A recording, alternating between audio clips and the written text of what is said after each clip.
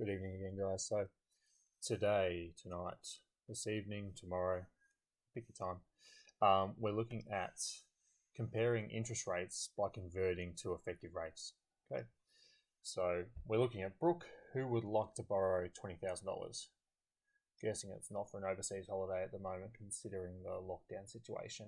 If you're listening to this in 30 years' time, look up 2020 virus. She's got two loan options. Loan option A says that she gets an interest rate of 5.95% per annum compounded weekly.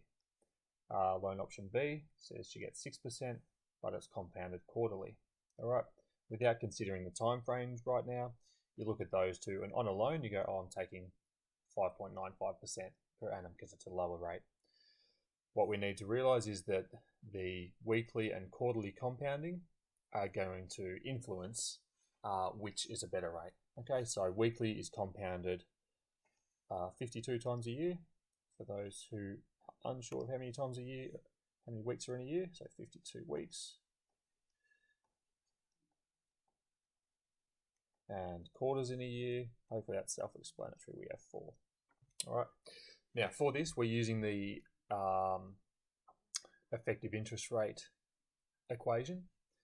All right, so that is R is the nominal rate,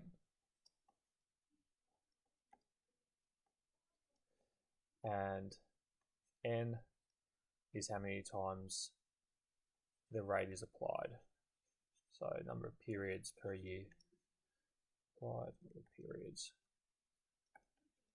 And we'll use just a scientific calculator. You can use a CAS if you want to go through this. So we want to calculate the effective interest rate. Then the important bit is decide which investment option is the best and why. Okay, investment's an interesting term there, to be honest. It's not really an investment. She's taking out a loan of some sort. All right, so to set these up, we'll write them out. So option A is going to be R effective equal to 1 plus R, which is 5.95% for A, divided by the number of periods it's going to be calculated over for the year, and that's all divided by 100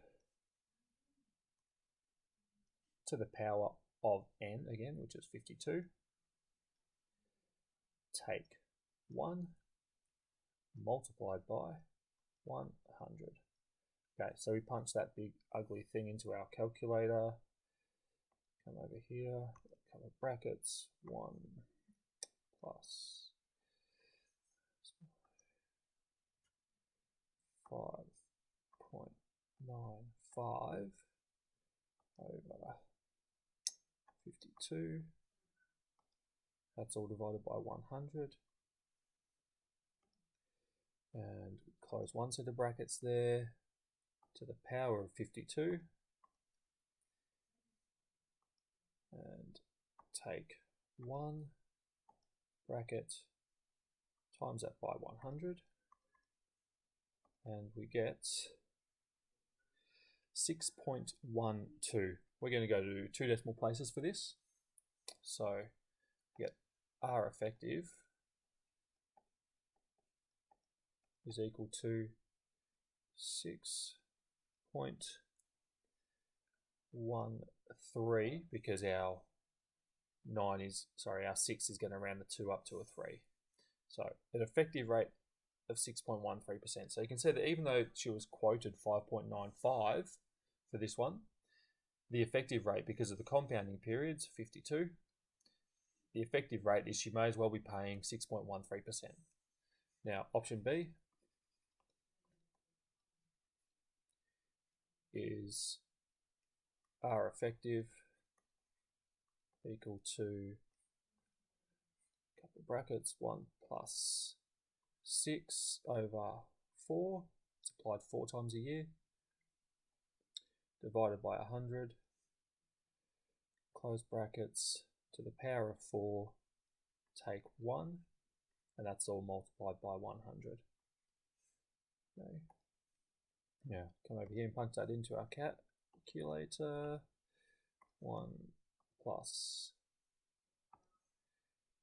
6 over 4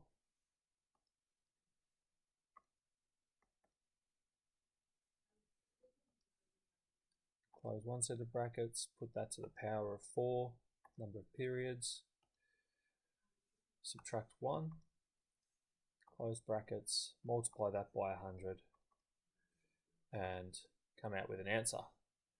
So 6.136, we rounded again to 2 decimal places, it's going to be 6.14.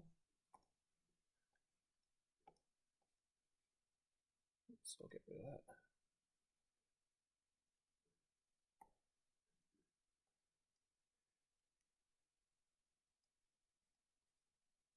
0.14% as our R effective. Okay. So what we gain from that is the best option. So part 2, make a decision.